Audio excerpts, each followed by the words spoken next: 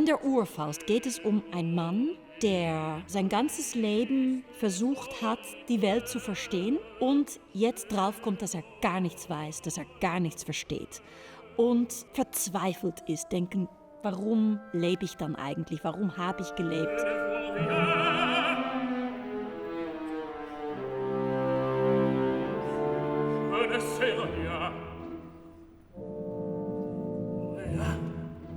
Er versucht Gott anzurufen, da kommt gar nichts und ruft um den Teufel. In unserer Version will Faust nicht alles wissen, alles verstehen, sondern er will jung sein.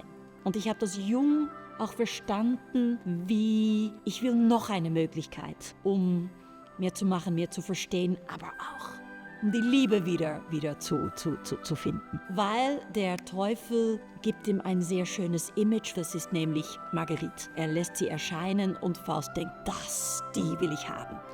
Und der Teufel sagt, gut, du unterschreibst hier einen Vertrag, wo auf die Welt bin ich dein Diener, aber nach dem Tod gehörst du mir. Und Faust macht das und dann gehen wir auf eine Reise en route. Le ciel pâlit avant l'aube nouvelle, la sombre nuit s'évanouit.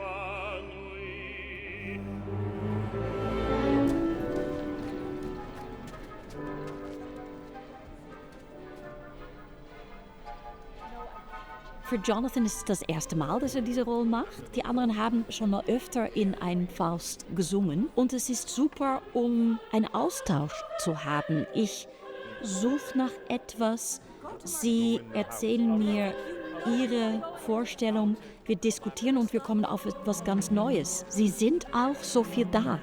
Das ist nicht immer der Fall mit dieser Art von Sänger, diese großen Namen, die überall arbeiten können, dass sie sich entscheiden, wirklich 6, 7 Wochen, glaube ich, proben wir, anwesend zu sein, zu suchen. Dann kann man zusammen Zeit verbringen und man muss was anschauen. Dann muss es nicht so sein, dass ich sage und so, jetzt stehst du da hebst du einen Arm, da machst du das mit dem Requisit und weiter sehen wir. Nein, wir machen ganz präzise Arbeit. Ich war total überrascht, also freudig überrascht, als ich Jonathan gesagt habe, naja, am Anfang bist du ein alter Mann, ich kann mich vorstellen, dass wir einen Teil davon in einen Rollstuhl machen, aber du hast natürlich so viel zu singen, natürlich musst du auch aufstehen. Und er hat gesagt, aber ich will gar nicht schön klingen. Ich bin doch ein alter Mann. Das muss ich doch in einen Rollstuhl machen. Also alle, die hier auf der Bühne stehen, stehen hier als singende Schauspieler, schauspielende Sänger. Und das ist ein absolutes Geschenk. You know, I was actually playing a little bit with what I wanted to do in terms of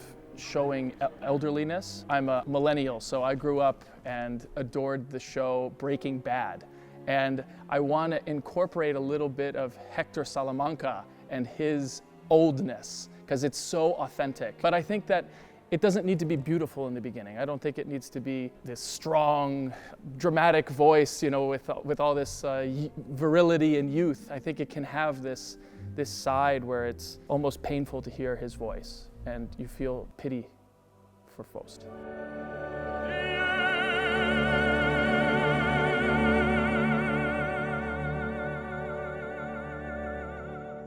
It's taken me to a different place in my idea of building characters and building my voice and building phrasing and all these things. So I'm lucky that I have such a wonderful team that it makes me question everything that I do.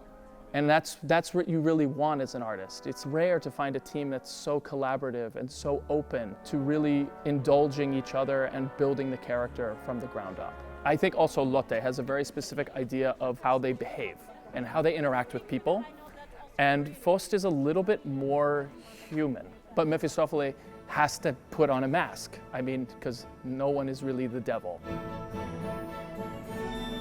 Der Teufel bei uns, Mephistopheles, ist wie ein Hofnarr, wie ein Master of Ceremony, die ganze Zeit mit das Publikum kommuniziert und fast denkt, schau mal, was der tut, der Mensch.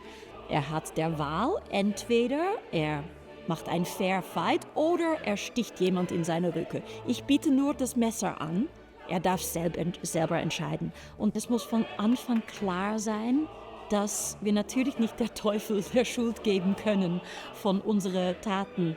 Der Teufel ist ein super schönes Metapher von etwas, was in uns ist. Der Personifikation von die Stimme in Fausts Kopf, der sagt, wähl doch das für dich.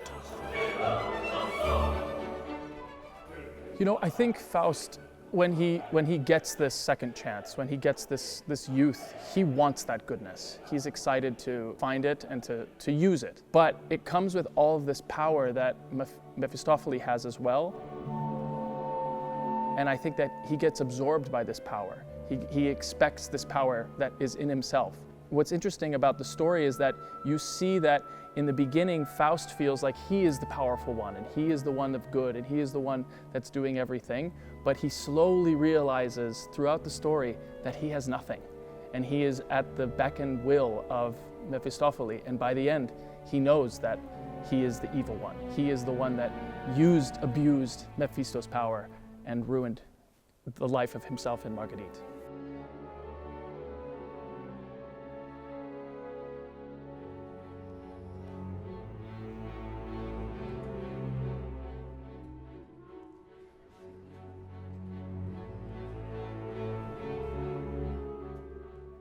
Die hässlichen Momente im Stück, nämlich das Kind, das getragen, gepflegt wird, das getötet wird, das ist nicht im Stück. Und ich glaube, dass es wichtig ist, dass man spürt und sieht und mitbekommt, die Mensch in genauso schönen Momenten und hässlichen Momenten. Wenn der Teufel das Egoistische in uns ist, was ist dann the voice of God? Das, was ich sehen kann, sind die Momente, wo ein Mensch über seine eigene Schatten steigt, wo er denkt, ich mache etwas nicht für mich, sondern für dich. Ich riskiere mein eigenes Glück für dich. Diese ganze Community, diese ganze große singende Masse, wenn die auch noch einander festhält, dann kann der Teufel nicht so viel machen. Und genau das passiert auch am Ende. Marguerite ist gefangen genommen und wird exekutiert werden. Sie ist nicht mehr ganz da, sie ist sehr verwirrt psychisch. Aber irgendwie weiß sie der Unterschied zwischen Gut und Böse und sagt, ich will hier bleiben, ich muss hier bleiben, ich habe Fehler gemacht, ich nehme meine Verantwortung. Ich bleibe in der Gefängnis. Und dann kommt der ganze Community um sie rum und bricht eins nach der anderen die Gitter von ihr Gefängnis ab und nimmt sie auf in der Gruppe.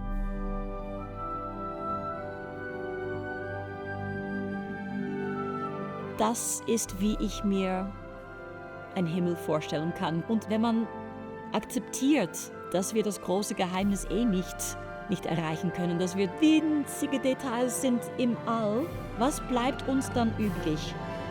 Ich glaube, das ist die Liebe. Das unterscheidet uns. Das ist vielleicht, was eine Seele sein kann. Das ist was uns ausmacht.